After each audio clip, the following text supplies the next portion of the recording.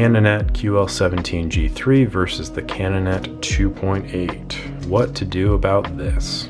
I have both, and I don't need both. So if I'm only picking one, which one should I pick? If you're only going to be buying one, which one should you buy? Let's break that down. Let's go through the differences and stuff. Obviously, the very first one. This one does not have a quick loading feature. Huge loss, I think, really bad mark. Psych, I think that makes this camera a lot better personally. Easier to load. I have a roll of film in there, otherwise I would show you. As you can see, battery is the same. The rewind button is in the same position. All those great things. So, very similar. Few key differences. The maximum aperture is 2.8, whereas this is a 1.7. So you give up a little bit, not that big of a deal.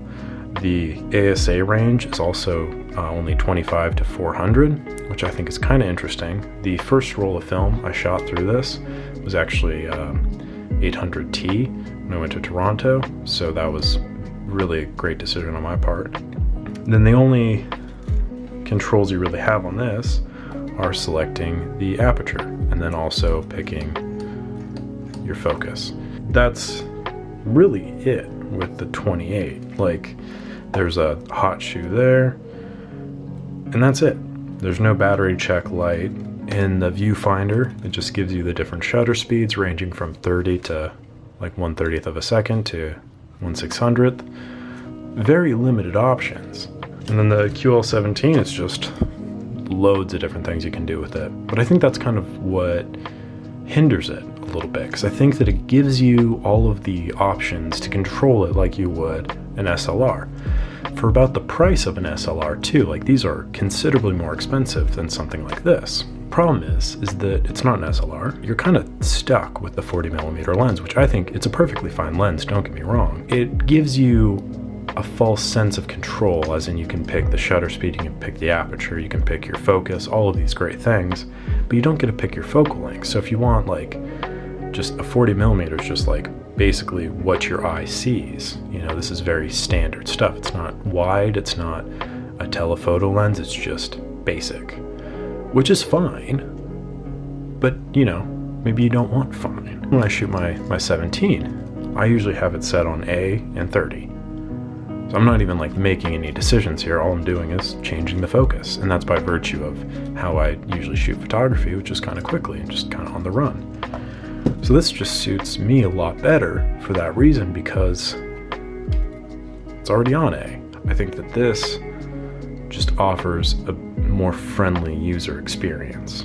It's simple. This is like the camera that, you know, your parents might have taken on like a family vacation or whatever. They just whip it out, take a picture. It's basically, it's a point and shoot, but with a much sturdier metal build and with none of the unreliable 90s electronics and the weird auto-focusing bits and all those things that, you know, point and shoots tend to have. Like, the only thing I appreciate about this more than this is this. The fact that the focusing unit is controlled by this simple lever is fantastic to me. And I think that's a flaw with this one, is this lever is to change the apertures. It's not a huge thing because, I mean, that's just as easy. If I'm picking things that I like about this versus this, that would be one of them. And I've like never been in a situation where I'm like, oh, I just need one more stop of light. If I had one more stop of light, this would be perfect.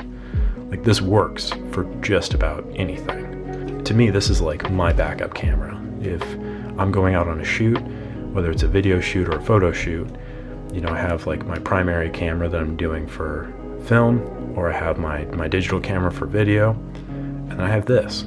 I always have this. I always have just any random roll thrown in this, so I can whip it out, take a quick picture, like a little behind the scenes picture. But it's just an easy thing to have. It takes up no room in my bag whatsoever. I found that once I bought this, I didn't really have a place for it in my arsenal. It just kind of, it's a cool thing to have. To say that I have one, I've shot through it, it's perfectly fine and enjoyable. I just don't have a reason for it. Between the two, if I had to pick one, I'd pick the 28. So yeah, that is the Canonet QL17 G3 versus the Canonet 28.